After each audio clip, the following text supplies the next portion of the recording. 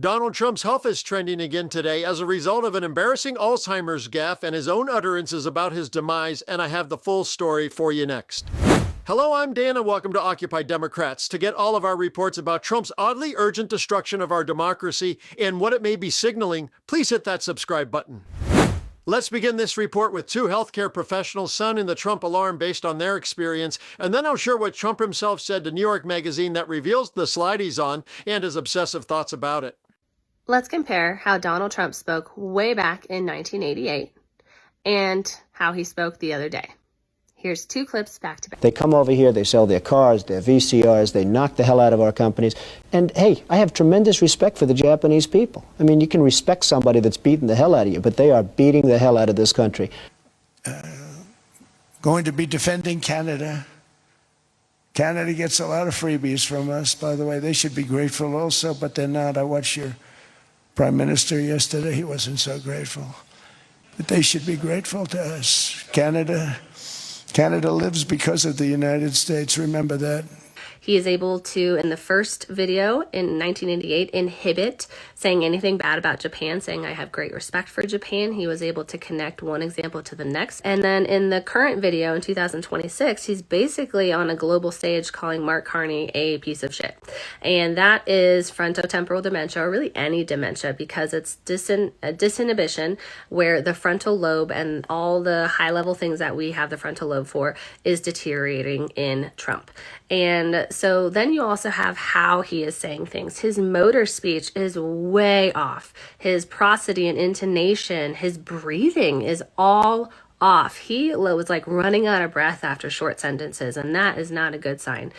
So for anyone who's like, he's always been like this, no, he hasn't. Take a look at this man, and it is not good. Let's talk about how dementia changes the face. I'm a physical therapist with a doctorate in my field and 14 years experience working in home health care, treating geriatric patients with dementia, just like that guy. This face right here, you can see all over any nursing home or memory care unit. Dementia increases facial asymmetry, which we've seen the famous photos from the 9/11 memorial last year, where the right side of his face appeared to droop significantly. I still think that's a result of a stroke or a TIA event, but it could also be from dementia at the same time. These are dementia eyes. This is due to the fact that his brain has trouble processing visual information.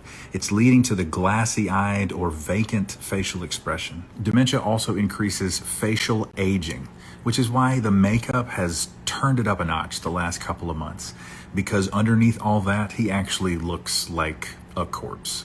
Those are two people expressing their own opinions, but what if we had Donald Trump exposing the health concerns himself with more utterances about his death and an Alzheimer's gaffe that comes alive with irony? The New York Magazine article reads, "The Superhuman President, a good faith attempt to ascertain the truth about Donald Trump's health," by Ben Terrace. When I arrived at the Oval Office in December to talk to Donald Trump about his health, the president was standing next to a couple of men clutching pieces of paper labeled talking points. "These are two doctors," Trump told me before I could ask a question. "And by the way, I don't know them. They're not my best friends. They're respected doctors that practice out of Walter Reed. And they happen to be taking care of me for anything. But I don't need any taking care of because I'm in perfect health.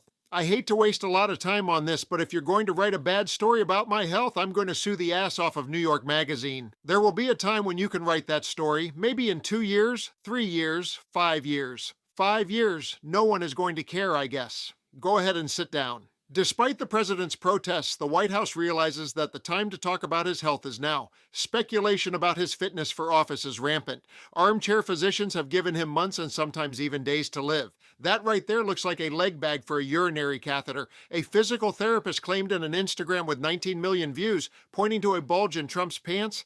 In recent months, Trump has been caught seeming to fall asleep during public events, making him the butt of recurring jokes on The Onion. His right hand is constantly bruised and often bandaged.